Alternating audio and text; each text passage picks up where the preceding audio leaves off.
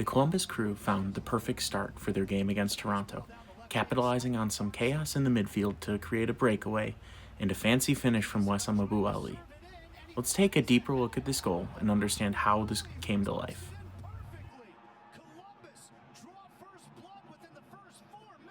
Welcome to Soccer with Sam, where my goal is to help take a closer look at the most exciting plays across MLS, and I've been starting with a focus on the Columbus Crew. That has turned out to be a somewhat frustrating choice because the Columbus Crew do not look so hot right now. Let's address team performance a little bit. It feels a little bit dissonant to be doing an exciting goal breakdown when we know that the Crew eventually lose this game. And while doing breakdowns in a losing game is fine, I will expect that I'll have to do that a good bit. The Crew being winless after 5 and looking like one of the worst teams in MLS is hard to ignore while I do this. I'll try to address some of those problems in a different video, but I also encourage you to check out my Diego Rossi focus video that I did last week, because the points I called out in that video feel even more relevant after the Crew's game against Toronto. The tough thing with the Crew right now is that I genuinely believe they are loaded with talent. We started 11 guys against Toronto who I think would be starting 11 quality players in most teams in MLS. But 11 of the best strikers in the world wouldn't form a very good soccer team, and right now neither do the options that the Crew are rolling out. At least how Rudstrom wants to play right now. But the talent of some of these non-designated Crew players is really evident, especially in this goal, with good players coming from those non-DPs like Maldi Amundsen, Dylan Shambo, and Max Arfsten in this sequence. This play begins with the Crew in possession and trying to work their way through the Toronto defense. We start with a ball from Sean Zawadski to Max Arfsten. Max tries to play this one time and ends up giving the ball directly to Toronto. It's not a great moment for Max. I think that even if this ball gets to Dylan Shambo, there's just not a lot he can do with it. This is a tough spot for Max because it's a pacey ball from Zawadski.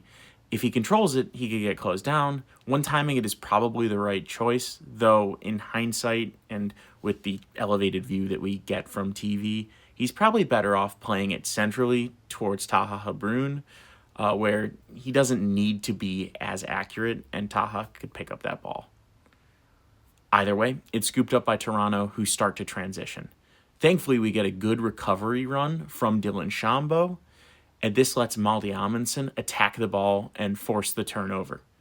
It's collected by Shambo, and the Crew possession resumes. Shambo plays it wide to Arfsten, who chips the ball into Abu Ali, but again, the pass doesn't find its target. While this is the second errant pass in a short sequence from Max Arfsten, this one's a little easier to forgive. This is a tough pass. He has to chip the ball on his weaker right foot, and it's a clever little pass to bypass a few Toronto defenders and get it directly to his number 9 in Wessam Abu Ali. Even though the final ball here gets contested, this pass is instrumental in bringing this goal to life. Contesting this ball is Walker Zimmerman, the Toronto center back who ended up pretty much single-handedly winning this game for Toronto. He had several key stops in the second half on big Crew attacks, and of course then scored the second Toronto goal. In this case, Arfsten finds Abu Ali, who's isolated against Zimmerman. We get a great shot when Zimmerman steps up to contest this ball, where all 10 Toronto field players are in view here. His partner in Benjamin Kushevich stays a little bit deeper, which opens up a ton of space for Arfsten to continue his run. The real star of this moment is Dylan Shambo, who recognizes this instantly and wins the loose ball just to smash it into the open space. I love this ball from Shambo because it's not one of those perfectly weighted passes or a pinpoint ball that finds a seam. It doesn't need to be that.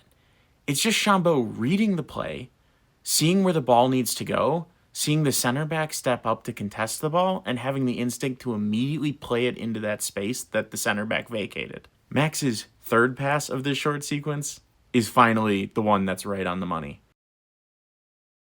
I've seen some discussion here on if the Toronto keeper should have grabbed this ball.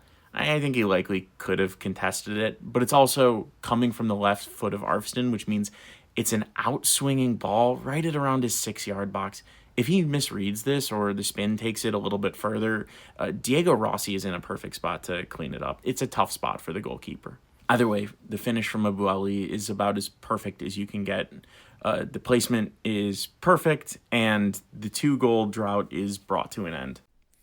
Also note that trailing behind the play is Walker Zimmerman, who got pulled out before, and then the crew moved so quickly that he couldn't get back to defend. Walker Zimmerman has a reputation for being an absolute beast in the air. See the second goal that Toronto scores later in this game.